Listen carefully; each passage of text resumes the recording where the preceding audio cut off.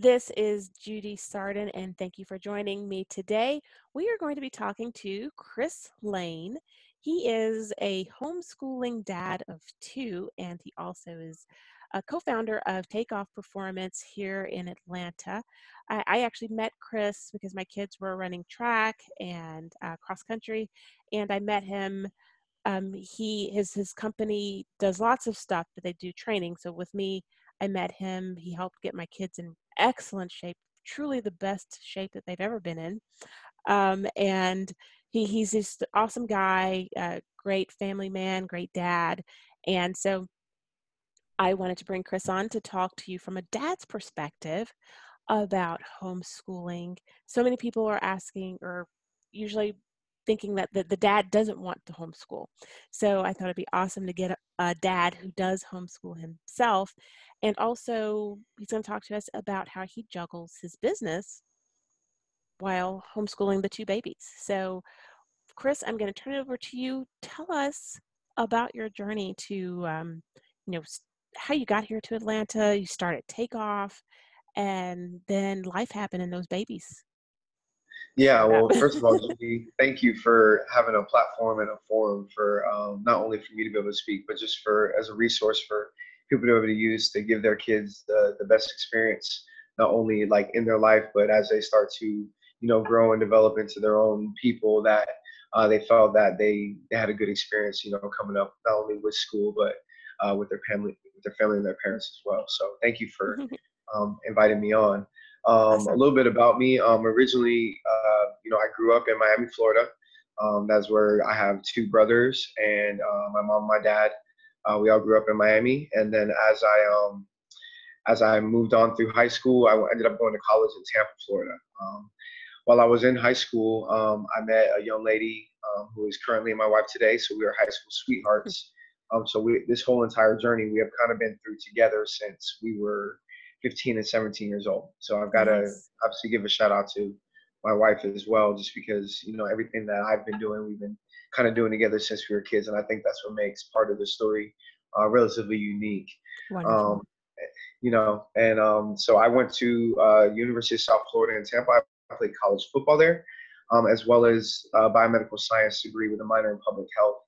I did want to go to medical school. That was always like my dream, like coming up, was to be an anesthesiologist, and Mm, it ended up turning into me wanting to do hospital management, just seeing how particularly people were treated or how their experiences was. So that was why I majored in that. So part of my move to Atlanta was to look into Emory for hospital management and kind of get my doctorate from there. And the out-of-state tuition, just as you know, as a college student, is pretty expensive. My wife her dad already lived up here. So I was like, all right, well, I need to get in-state, and you need to move up there. And we're like, all right, cool. So her and I moved up. In that first year that we were here, we got married. We had kids and started a business in that first year. wow. So I look, 7 years ago now, and it was literally that quick. Like we left Tampa, got to Atlanta, and everything just started. And you were how old at that time? At that time, that was 2012. So I was pushing, 26, 20, 24 to 26 age range. That's great. Young guy, young couple. Yeah, you see, I can't even remember the years.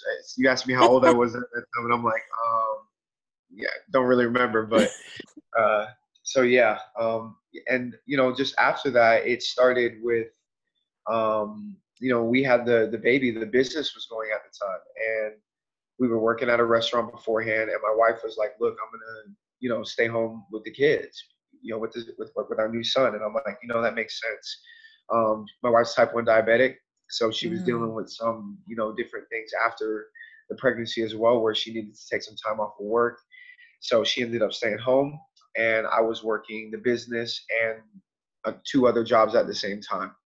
And we just kind of did that for almost 2 to 3 years until we finally put him, my first son, Leo, into a quote unquote daycare. Um, so it was almost 2.5 years that my wife was actually home with my first son. mhm. So we'd already kind of been through what this was like with one person home. Mm-hmm. So, fast forward 3 to 4 years later, my wife now has a full-time job and I'm full-time in Takeoff. Mm-hmm. So that's around 2017. My wife and I are both working full time. We have Leo, who's now 3 or 4 years old. He's in, pre-K. He's in all of that stuff. So he's in school, and we've got basically I would say, a relatively smooth life.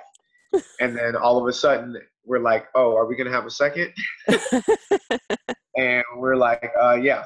So after, we have Eli, it's our second son. My wife was able to work a little bit from home, and I was able to work, Takeoff, my sports training business that I've been doing since 2013. And with that gives me a lot of flexibility on my Mm-hmm. time.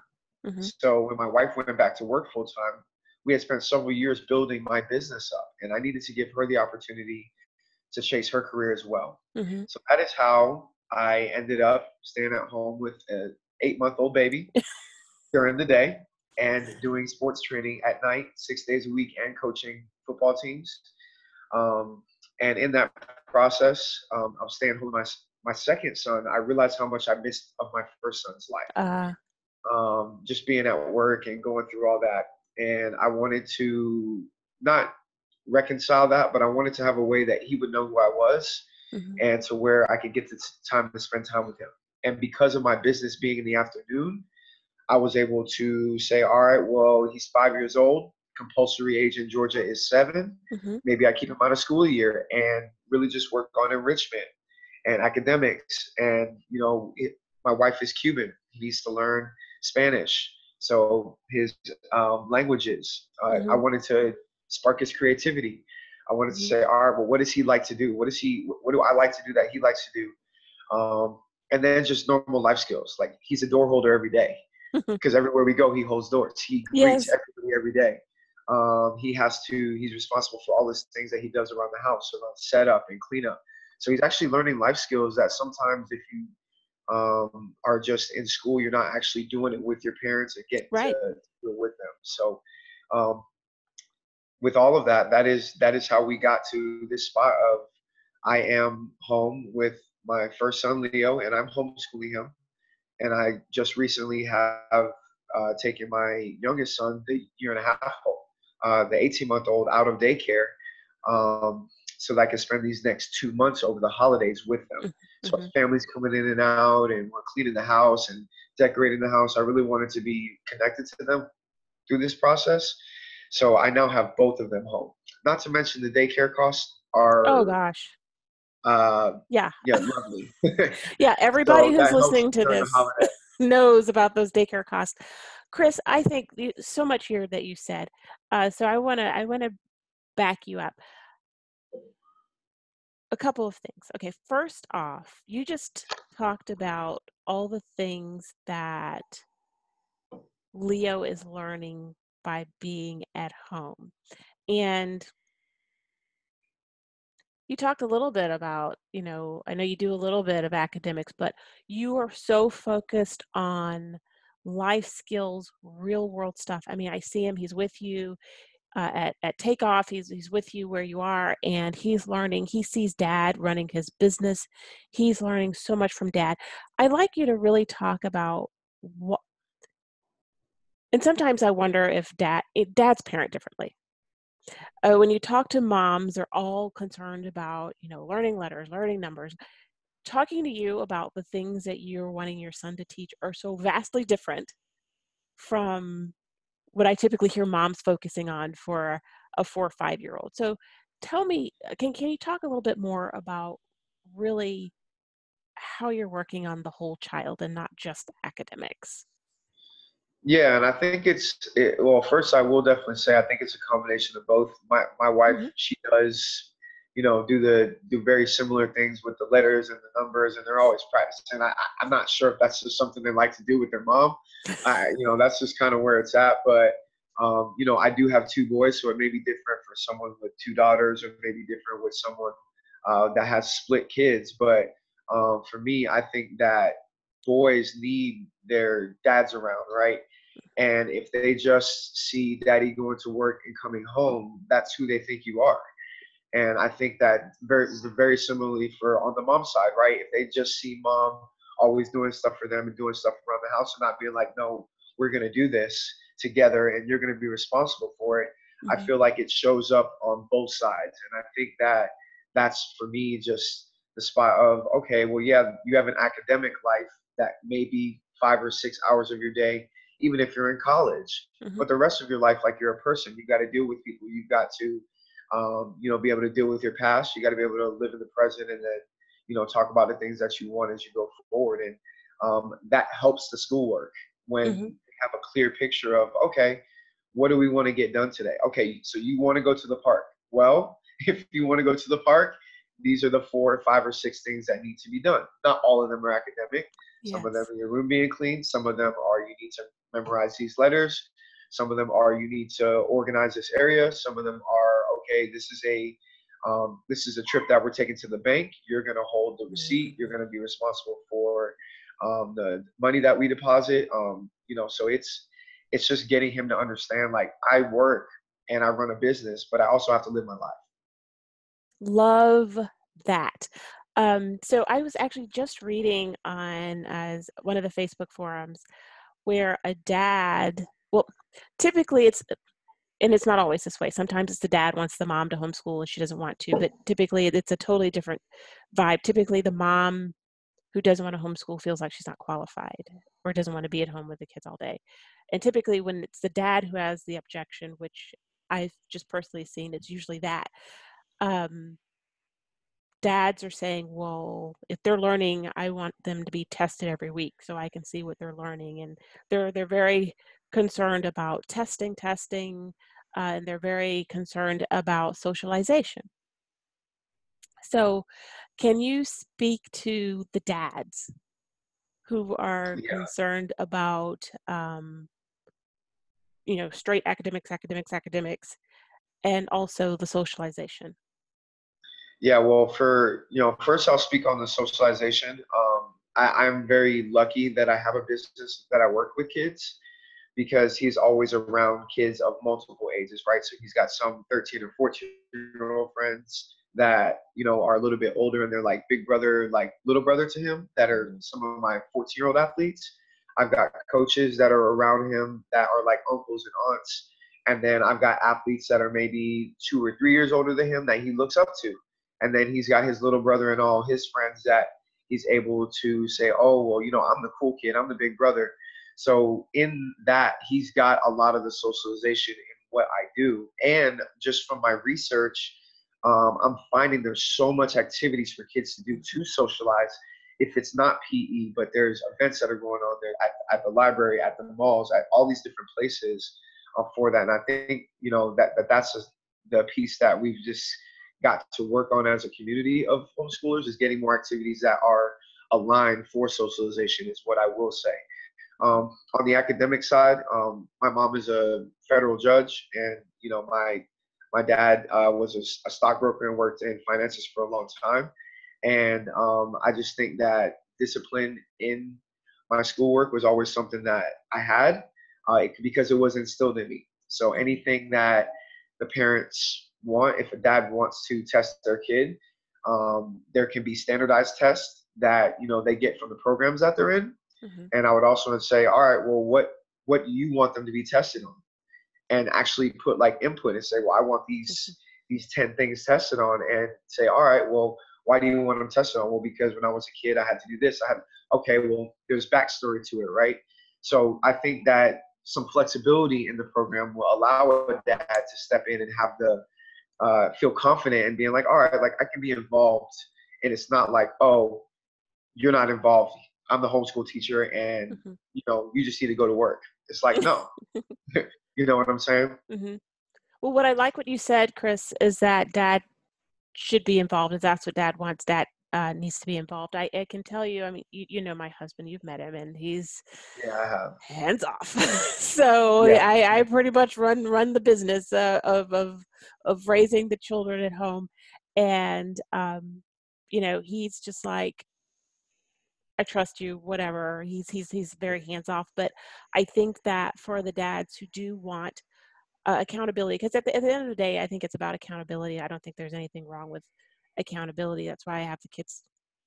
We're not required here in Georgia, but I do try to have them standardized tested every year, just for my own accountability. And so, but I think if what you said is the dad be involved. Okay, dad, if you want your kid to have a certain body of knowledge, then hop in, get involved.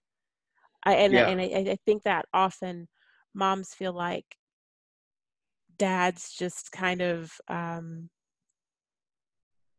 say it's someone who's like my husband, who's totally hands off, but then he comes home and is demanding, I want to test, I want to see this, I want to see that.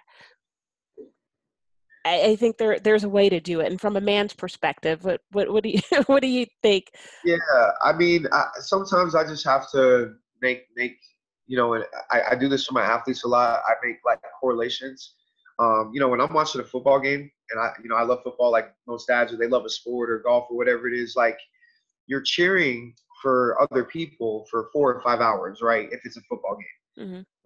if it's a tailgate during the game and then after the game, right? You're cheering for somebody for 4 or 5 hours.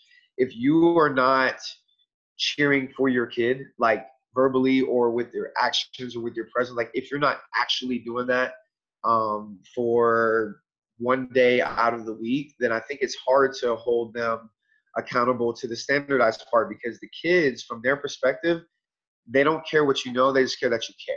Hmm. And I think that that's the hard part for adults, particularly males, to look at a 8 or 9 year old boy or girl and be like, "I'm your dad. You do what I say." And they're like, "Well, I just care. I just want you to be here for me." That they don't really care the Hmm. results of the majority of things, and that's just because of my experience working with so many kids over the past 7 years.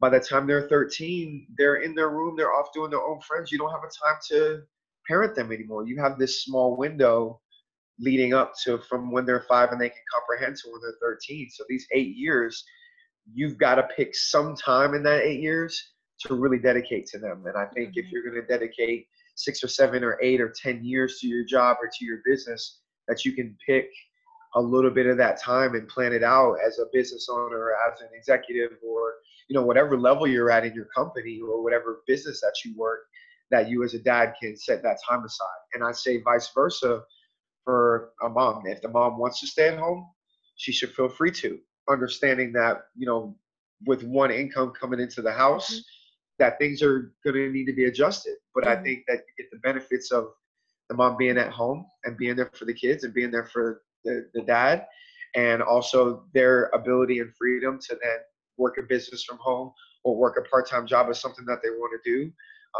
Because as you know, like unfortunately, this world runs on on money, and we all Hmm. got to have a way to pay for things at the end of the day. So I think that it's a balance between my wife working, me working, and the daycare costs, the kids and the schooling. And we have no issue paying the money for their education, but we Hmm. just want it to be at the right time and at the right place for them. So I'm only also too keeping my son out for this year. I am putting him in kindergarten next year Hmm. to see how he does. Hmm. So So so you're basically taking a wait and see approach, and that's what I tell everybody. Just it's 1 year at a time. And so I know when you and I talked about when you were thinking about it, tell us why you decided to pull him out of school. And I know it because I know from talking to you, it was more than just financially motivated. Why did you decide to take this year with Leo to do this homeschooling that you're doing? yeah, well, first off, it was I do a lot of visualization and affirmation for myself personally, and this was not one of the things that I saw coming. Yeah, Right? right. Me Not one either. of the things I saw coming or planned for or anything like that. And I think that for me was the reason why I took the opportunity, because I was like, of all the planning I do, of all of the people I talk to, this was never a conversation. So something must be being trying to shown to me right now. Hmm. Like Hmm. somebody must be trying to show me something. There's a lesson that I need to learn from this. And is it at the cost of my business? Maybe, maybe not. Is it at the cost of other things? Yeah, maybe. But if I don't take this opportunity now, I'm never going to know. And I'm always going to look back and regret in a way, right? That I didn't take the 1 year to enrich my kid that I could have because of my job situation, my wife's job situation. Everything just lined up. And sometimes you just got to listen. Mm-hmm. And that was what this was about. This was about listening to my son. This is about listening to my wife for where she was at. And then me listening to, my business and where it needed me was, a position where I started to step out of it and let it run on its own. And I would not have done that if I was not homeschooling. I would still be doing the day to day to day to day, Mm-hmm. and my business would not be growing, creating opportunities for other people, which is what I want to do at the end of the day. And I think that, like I said, that's what this forum that you started, Judy, is because there's a lot of fear around homeschooling because there's a Yes. stigma around it. To be quite honest, if you want to say 100%, and it's like the socialization, the academics, how does the parent be the parent, the teacher, and the person to that Mm-hmm. kid? Is it good or bad for the relationship? Like all those questions that are there. Is it good that the dad's always away sometimes Mm-hmm. because Mm-hmm. they've got to work and then the mom is doing everything? Like, is it brings up those questions? But I It's think for not me, not good. yeah, I think for me, I had to see the opportunity, and now it's leading to this where I can be like, hey, look, if you're in this position and it's something you want to do, you can do it for a period of time, and it doesn't have to be forever. If you want to do it for 3 years, 5 years, 2 years, 1 year, 6 months, take them out and say, hey, look, school's not working right now. There's programs you can do. That and that you're exactly right, and there's so much fear, and I like what you said about, it doesn't have to be forever. Because a lot of people will say, I just had this conversation with somebody. She wanted to homeschool her kid, but she felt like she wasn't good in math. Okay, how old is your kid? Your kid is going to first grade. So I was like, okay, do you think you can do first grade math? Yeah, but I wasn't good in high school math. I'm like, but your kid is in first grade. Can you do Right, first right, grade? right. Can you do second grade? We got all the way up to fifth grade, and she felt good grade 1 through 5. So I'm like, look, take it 1 year at a time. And so every year is going to be different. Your situation is going to be different. Kids are going to be a different space. You're going to be in a different place. And so getting over the fear of forever and oh my gosh, you know, you you might decide to put Leo in school in January, but you have these 6 months. Just do it. And I like that you felt like you were being pulled that way, and so you just decided to do it. I love that. So since you've been home with the children, again, and I love having a man on here. Tell me some of the things or some of the challenges that you've maybe were surprised about being at home with the kids. I mean, I know you've always been a hands-on dad, but tell me some of the challenges that you've found that you were surprised about being the caregiver for two small children. It's definitely equivalent to more work than work.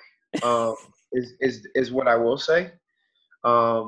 There's times that it's equivalent, and there's times that it's more because at the end of the day, when you're at work, like, yeah, it's your livelihood, but in the back of your head, you're like, okay, well, they can fire me any day, and I'm gonna have to move on, but I still have my family, right? Hmm. So there's like that side of it where it's like, okay, like, yeah, I'm working, but this work at home is more work because I care. It's more work Right. because I am going to think ahead. I am going to remember what happened. I am going to try to be present. Um, and I think that that's been the biggest shift for me because I can do that. And I was really focused on work and I could do that.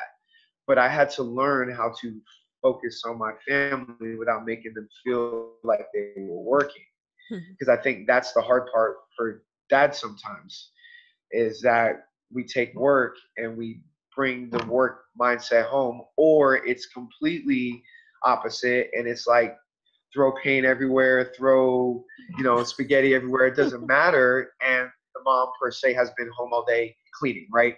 Yes. So I think that that's the part for me that I've got a little respect for both sides that a lot of people may not have because they've only done one or the other. Hmm. I've done both, right? I've been fully invested in my work 7 days a week, running a business, working jobs managing people, doing all that. And I've been on the other side where now I'm like sitting at home, like, am I going to get on this phone call today? It Yeah. might not happen. And that person is going to have to understand that right now in this situation, my family's first. So those are the difficulties. It's just the time disappears. I mean, you wake up, it's 8 o'clock in the morning, it's 3 o'clock in the afternoon when you look up, and it's like, what happened? Um, so the time disappearing, putting the effort and energy in, and communicating with a child, right, Yes. that doesn't know what you know and can't have the same conversation that you can have. Hmm. So you're talking in two different languages in a way, especially when you got a toddler and a baby. Or I mean, I've only got 2 kids. I know some dads and moms are dealing with 3, 4, 5 kids, and potentially a cousin or a nephew or a niece at the same time because the other person's at work, right? So the brother's kids are at work. Anything on there? Come here, come here. And that's exactly right. And this is my son Leo. That's on right now. Say Hi, hi. If Liam. you're on video. Say hey. So And that right there. you see what's going on right here, right now. He's That sneaking into the kitchen, and I'm just hoping he doesn't climb on the counter. To be honest with you. that right there. I love it. So, okay, awesome. So, since you have been at home, you've started, you're showing me when I saw you, you have come up with a system for packing meals because when Yes. you pack up the kids, you take them out. Tell me about that. Yeah. So one of the biggest things with kids is keeping them fed and not thirsty, and the bathrooms and everything like that, right? So I basically, I I am a fitness coach with what I do. So a lot of the meals that I have to make are, meals that I have to meal prep. So what I've done now is basically made meals for myself that my kids also eat, right? So when I do this, I have a certain amount of meal packaging that I have, and I portion it for each person. So I have one portion for me, one portion for my 5-year-old son, and then apparently one portion for my 18-month-old son because he eats as much as my 5-year-old son. So now I just have basically 3 portions that I'm putting together. And I do that with everything that I do, all of my meals during the day, and at night. And it just makes it to where I'm cooking one particular time for 15 to 20 minutes, and that's it. And it makes my life so much easier instead of me having to make and clean breakfast, make and clean lunch, make and clean snacks.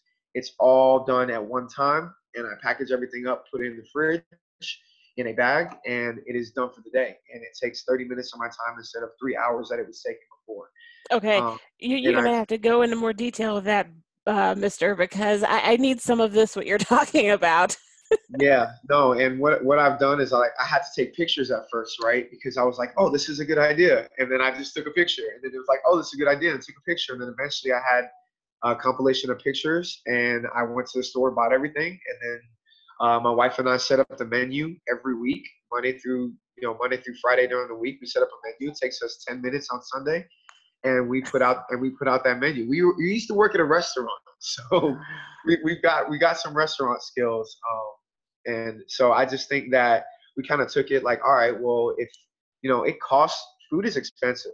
I mean, Yeah, it really is when you have to like feed everybody, right? When you have to feed yeah. everybody, and it's gotten to the point where I was like, I don't want this to be this high anymore, and I started to make adjustments, and those adjustments led to this kind of meal packing system that I use for the kids, where they'll get every meal will already be preset. They'll get a protein and a vegetable, or a protein and a green, and they'll get a protein and a starch, and it's very simple. I mean, I can go into detail of the hours that I've spent, just not doing it the right way. But I would say that advice to any parent is to get a menu that your kids like, and start to prepare the stuff that they like, and see if there's anything in that you can pair with something that you're doing for your meals. And I think that that's like the way to start. And you just got to kind of take the step and take the 30 minutes to write a menu, and to really look at what you're purchasing from the store and how it can be combined together. Now, Chris, when you showed me the pictures, it was all fresh food. Yes. And so I'm not one, I don't buy snacks. And I know people Yes. are all over the place with that, but I try to have whole foods available. The only snacks we have downstairs are apples and oranges and pomegranates. Yes. The whole pomegranate. If you ever want your kid to sit down for like an hour, give them a pomegranate because it will take them forever to pick all Yes. those little seeds out. Um, Exactly. but anyway, so that's one of the things that I love about your meal plans. Are they available someplace that maybe people who, because your meal plans are whole foods, and I pointed out to the children, whenever we go to the grocery store and we only buy real food, whole foods, Yes. even if we go to Whole Foods, I can walk out of Whole Foods with 4 bags of groceries for around $100 if it's Right. just Whole Foods. Right. Right. Right. The minute I start adding processed food, the Yes. bill, that's when you're walking out of Whole Foods with 1 bag and it was, $300. And Yeah. so I know how you're keeping your bills down because what I Yes. saw in your meal plans were Whole Foods. Yes. And what I will say is right now, my wife and I are putting together a video of a shopping trip Mhm. that we're going to take and kind of cover some of this stuff. And it's going to have basically a menu with it with the pictures of the meals. So it would be like Monday through Friday, it would have the words in the menu, and then it'll have the pictures of the meals on the bottom and the way that you can plate it. And it's very simple. And I think that that would be something I'd be willing to, not only to share with you, but, the main thing is that all I've done in the past have been shopping trips. I've gone with people to the store and say, well, look, let's spend this hour, show me what you're doing, and we just work together on it. So I think that that would be the main thing is once I get everything together from the shopping trip video, that I get that to you, and then you can share that and say, all right, well, if you want to get tips on how to meal prep for your kids, this is from an athletic sports coach Yeah. who is also feeding his two growing boys who thinks he's Spider-Man and swings off everything and does gymnastics and wants to run track and plays football. I mean, these are athletic kids. So even for those parents who are trying to, maybe have their kid get into better shape, right? Mhm. Who may have gotten out of shape or may want to play video games all day. It's like, hey, look, let's adjust the way we eat. And Mhm. I think that that is, kind of another thing is like their health, their long-term health, like, Mhm. them understanding like they gotta eat fresh fruit and fruits and have their food groups in their meals, because if not, they're just gonna get used to chips and cookies, which I mean, let's be honest, they taste good. How are Yes. you gonna tell a kid, look, don't eat Cheetos? Those are bad for you. They're like, no, this does not taste bad for me, you Yes. know. Yes. Um, so I think that it's things like that. So That's awesome. And so I'll have I'll as you get that done, I'll put it in the show notes so that people can access it. Chris, how can people, especially if they're in the Atlanta area, how can people learn about you? And I can just tell you that one of the things that I really love about Chris is that he meets kids where they are. And so he's worked with my kids who are pretty good little athletes, and he pushes them oh and yeah, pushes oh yeah, them. they can run. They used to have me out there screaming. Yes, but your kids don't have to be athletic, or they don't have to be athletes. I've talked to several people who work with Chris while I'm waiting for my kids, and everybody compliments him on how he meets their kids where they are. And so he's motivating, um, he really can find a great balance between pushing and motivating and meeting your kids where they are. So even if your kids are those couch potatoes, Chris, tell us about your after school programs that you have at Takeoff, and I'll make sure I have a link to your program in the show notes, Yeah. and any other links where people can find you. But tell us about your after school programs. Yeah, I would say the best place just to find me would be, it would be on our website, just because that's like the home for everything that we do. It's linked to Facebook, LinkedIn, And the Instagram. name of it is? It's Takeoff Performance Systems. We kind of took, a way of preparing for a rocket ship launch is the way that we wanted to prepare our athletes, to where like, look, like you're going on a long journey and you may not you may not be back. You got to have everything that you need before you go. So we do offer, private individual training programs where we work one-on-one with athletes or adults, and that's customized to whatever that person in particular is looking for. We also have our weekly like fitness and speed agility classes that run Monday through Sunday. And they're in the afternoons. We have elementary age classes, middle school classes, high school classes, and we also do all the sports. So soccer, football, lacrosse, tennis, basketball. We do a little bit of everything. We have been doing this for 7 years in the Atlanta area. We work with several schools, leagues, parks, and our main purpose is to just impact the athletes in a way that they know that they're an athlete and a person, and that they need to be able to focus on both and build both, as well as somebody who may not particularly be an athlete, that they can do things to stay in shape and have fitness and have a good social group outside of the other academics that they may have. So if they're in band, or if they're in a math club, or if they're in Mhm. robotics, we have a lot of athletes. We had a champion chess player that came for workouts um, last summer, and he came the whole summer. He's like, yeah, I just wanted to work out with some of my friends, Mhm. and he's a champion chess player. Now Mhm. he doesn't play athletics, but he came and had a great time. So we have a mixture of um, boys and girls. Girls are a huge component to our business. It is not just male athletes; it is male and female athletes from all walks of life. So that is what we do after school, and we also have stuff during the day. I work Mhm. with several homeschool students Mhm. for performance training who play baseball and all these different sports. They come to me at 10, 11 o'clock in the morning. I have adults and parents that come to me 10, 11 o'clock in the morning.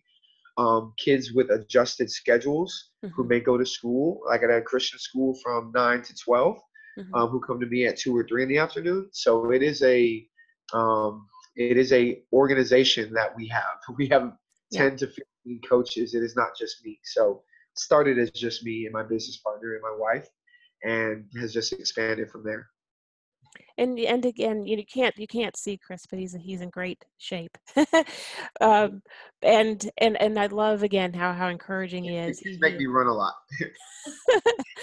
Um, so Chris, just kind of parting shots, if you will, um, to a family who's thinking about embarking on homeschooling, um, or even if you want to speak specifically to the dads, because we like I said, we never have a man on. So Yeah, yeah, I'm so excited to have a yeah, homeschooling dad. So why don't I just ask you to speak, yeah, to the dads who are, because my husband wasn't really excited about it when I first mentioned it to him, but if you could speak to the dads about the opportunities that you found that your children have that they wouldn't have if they were in a school.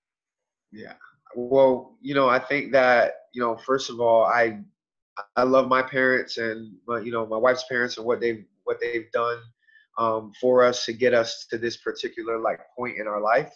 And I think that it's our responsibility to pass something on to our kids. And I think that that is what they did for me. And I think that that's the main thing that I want to do for my kids. So me particularly as a dad, like, do I have personal aspirations to business wise and things that I want to do? Yes, 100%. And I work hard on them every day, and I grind on them every day and all night, and have sleepless nights and have the same things that every other person who is out there wanting to better their life, whether it's a dad or a mom, whoever that is. I'm doing the same things that they're doing, but I challenge them to also have some insight and energy and foresight and sacrifice to a little bit of their family as well in that same light, and putting in that structure or some type of structure. So if you're not going to homeschool, then their homework structure when they get home needs to be tight, right? Mhm. If you are going to homeschool, then you need to make sure that your socialization structure is tight. That's a responsibility, I think, on both sides, right? To where it's like, oh no, like I'm not really for homeschooling, let them be in school. Well, then you need to make sure that when they get home from school, Let their after school activities are structured, because these are kids, and you need to be present. I understand about one way or the other my career. I understand about that. I understand about my wife's career, or one is whatever that is. But there is a way that we have to progress forward and understand that the things that these kids are dealing with are not what we dealt with. Mm-hmm. And Mm-hmm. that's even me. I'm 31 years old. Mm-hmm. But at the same time, my kids are not dealing with the same thing. My 1-year-old grabs my cell phone, and you there's no way to. I mean, they're going to know more than us. Right. So what we have to do is say, all right, how do you learn? Mm-hmm. Focus on how they learn. Focus Mm-hmm. on how you learn, because in this process, I become a better businessman. I become a better father from having to do that. I become a better husband from having to work with my wife and do, like, all that Sure. stuff has happened because of this. So Sure. even if you're not trying to decide whether to homeschool or not, it's a conversation to have. Well, if we did homeschool, what would we do? And if we're not going to homeschool, what are we going to do? Mm-hmm. Because at the end of the day, it's always homeschool. Mm-hmm. When they get home from school, Right. or whether you homeschool them, it's Right. always homeschool. Your kids are learning from you. It's always homeschool. And if they learn that mom does this for me and she's always going to do it for me, when they get older, they're going to do it on their own. If they learn that dad's always at work and they never been to your work, their thought of you when you get older is going to be, dad was always at work. Yeah. I love my dad, but he was always at work. And it's like, you have to choose what you want. And there's no knock on anybody that lived that life, because Right. they can always reconnect. They can always Right. do that. But this is I think each person's choice of, like you said, even with an adult, where are you at right now? Meet yourself where you're at. And if you feel that this is Yes. something that you've always wanted to do, then why are you not doing it? And if it's something that you never thought of, why have you never thought of it? And I think that just opening the conversation up from both sides is what's going to make whatever comes from this that you're doing, Judy, the return on this is going to be major for these kids, for these parents, and even, I believe, for the non-homeschool kids, because things are going to get implemented at home that make things easier. So, Awesome. Thank you so much, Chris. And actually, I just thought of one thing I want to circle back on. You talked about you had the chess guy that you were working with the chess guy. yes. A lot of people, especially homeschool people, will say, "Oh, my kid's not athletic. My kid's not athletic." Talk to why it's important for those so-called non-athletic kids to still to get out there and train and do the physical activities that you can provide, because I think that's so important. Yeah, I think confidence is huge. Being able to confidently achieve things or be around other people. I think that discipline is major when it's okay. Well, I said we're going to do this a particular amount of times. We're going to do it this amount of times until we get it. So discipline, perseverance, as well as just an energy outlet. I feel like whatever energy outlet, like we're physical beings, like we're made to move. We're made to move. Although our brains are very smart, like we're made to move.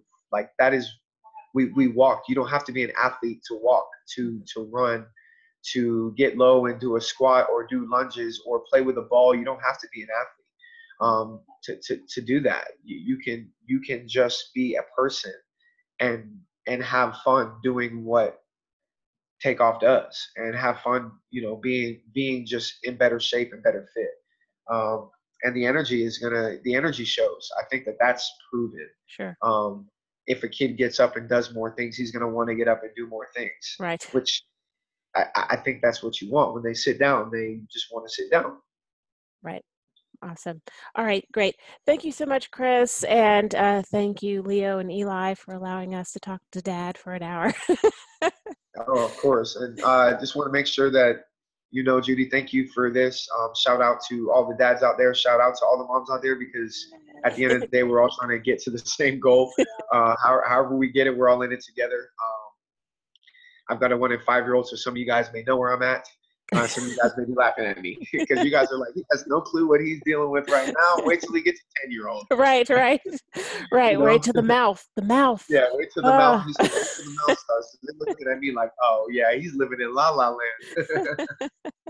Awesome. Thank you so much, Chris. All right, thanks, Judy. We'll talk soon.